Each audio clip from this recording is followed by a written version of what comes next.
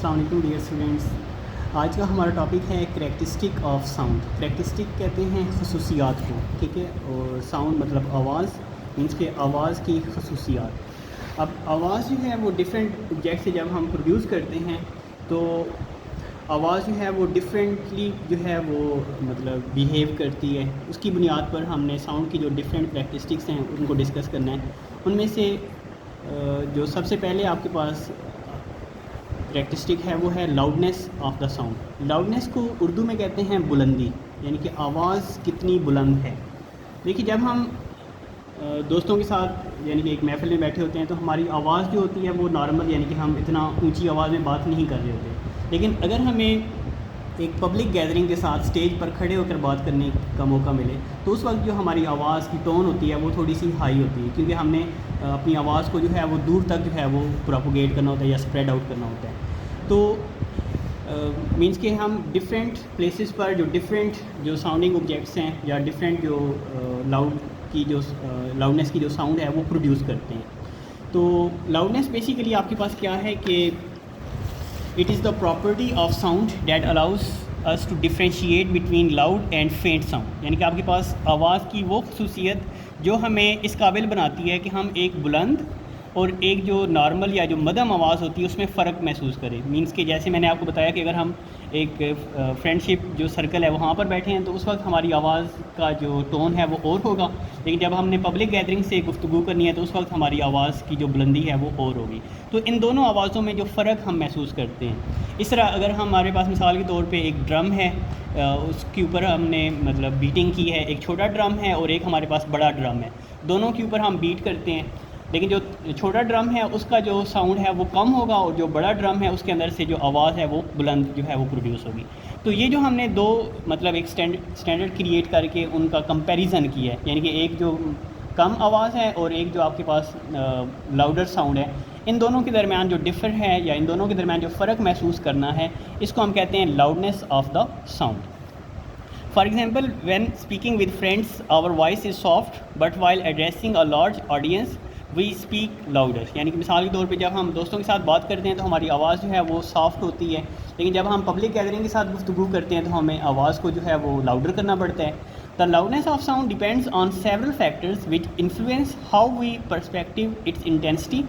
और जो loudness of sound है वो आपके पास मुख्तलिफ़ फैक्टर्स से जो है वो असरानंदाज होती है, जो इस चीज़ को जो है वो हमें बताती है कि आवाज़ की शिद्दत कितनी है, यानी कि हम कितनी एनर्जी जो है वो यूटिलाइज़ कर रहे हैं या जो साउंड एनर्जी है वो हम कितनी ट्रैवल करवा रहे हैं, ठीक है, पर सेकंड के लिहाज से। उस टर्म को हम इंटेंसिटी कहते हैं, यानी कि आवाज़ की जो शिद्दत है वो कितनी है। Some of these factors are discuss below. उनमें से कुछ फैक्टर जो हैं वो यहाँ पर डिस्कस किए गए हैं। सबसे पहले है amplitude of the vibrating body. Amplitude से क्या मुराद है? एम्पलीट्यूड से मुराद ये होता है कि जब हम एक साउंड वेव या कोई भी वेव प्रोड्यूस करते हैं तो उस वेव का अपनी मीन पोजीशन से जो डिस्टेंस होता है, यानी कि उसके जो लोएस्ट पॉइंट और जो हाईएस्ट पॉइंट होते हैं उनका मीन पोजीशन से कितना डिस्टेंस है, ठीक है। तो एक मैक्सिमम जो उसका डिस्टेंस होता है फ्रॉम द मीन पोजीशन वो आपके पास क्या कहलाता है? एम्पलीट्यूड ऑफ द वेव, ठीक है।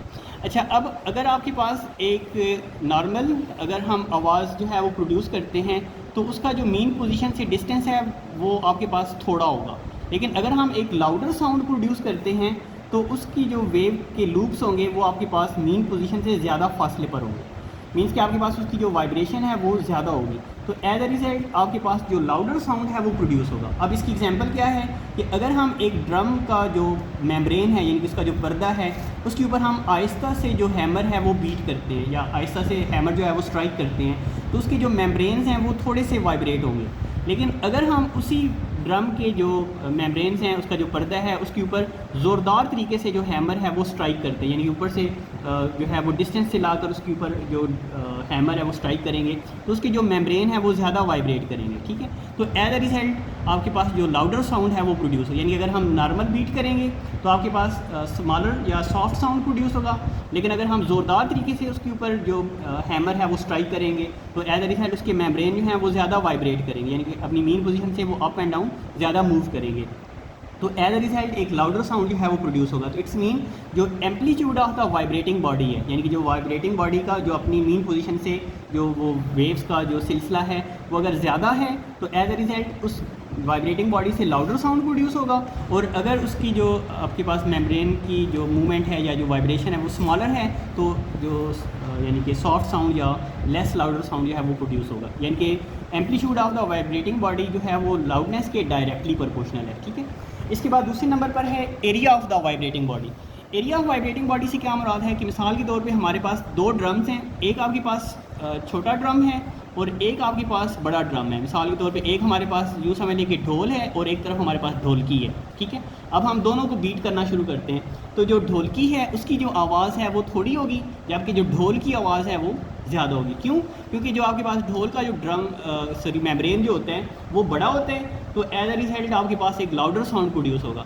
और जो ढोलकी है या जो छोटा ड्रम है उसका जो आपके पास मेम्ब्रेन साइज़ है वो आपके पास या जो एरिया है वो आपके पास स्मॉलर है, तो एज अ रिजल्ट आपके पास जो लेस लाउडर साउंड है वो प्रोड्यूस होगा। यानी कि आपके पास एरिया जो है वो भी लाउडनेस के डायरेक्टली प्रोपोर्शनल है। फिर इसके बाद है डिस्टेंस फ्रॉम वाइब्रेटिंग बॉडी, यानी कि हम जो वाइब्रेटिंग बॉडी है उससे कितने फासले पर खड़े हैं। जैसे आपने ये उर्दू में एक कहावत सुनी होगी कि दूर के ढोल सुहाने, यानी कि जब हम ढोल से दूर खड़े होते हैं तो उस वक्त आवाज़ उसकी एक रीज़नेबल होती है और हम उसको एंजॉय भी कर रहे होते हैं, लेकिन जब हम ढोल के बिल्कुल करीब आ जाते हैं तो एज अ रिजल्ट क्या होता है कि ऐसे लगता है कि हमारे आप कान के पर्दे जो हैं वो फट जाएंगे, ठीक है। मीन्स कि अगर हम एक वाइब्रेटिंग बॉडी से दूर खड़े हैं तो आवाज़ जो है वो कम होगी, लेकिन अगर हम वाइब्रेटिंग बॉडी के करीब खड़े हैं तो आवाज़ ज़्यादा होगी। इट्स मीन जो distance from the vibrating body है वो लाउडनेस के इन्वर्सली प्रोपोर्शनल है। यानी कि अगर हम एक वाइब्रेटिंग बॉडी के करीब खड़े हैं तो हमें ज़्यादा जो है वो ऊंची आवाज़ सुनाई देगी, लेकिन अगर हम उससे दूर खड़े हैं तो एज अ रिजल्ट हमें जो आवाज़ है वो कम सुनाई देगी। यानी कि ये आपके पास जो distance of the vibrating body है वो हमें बताता है कि आपके पास जो वाइब्रेटिंग बॉडी है वो अगर करीब है तो आवाज़ ज़्यादा होगी, और अगर आपके पास वाइब्रेटिंग बॉडी जो है वो दूर है तो आवाज़ कम होगी, ठीक है।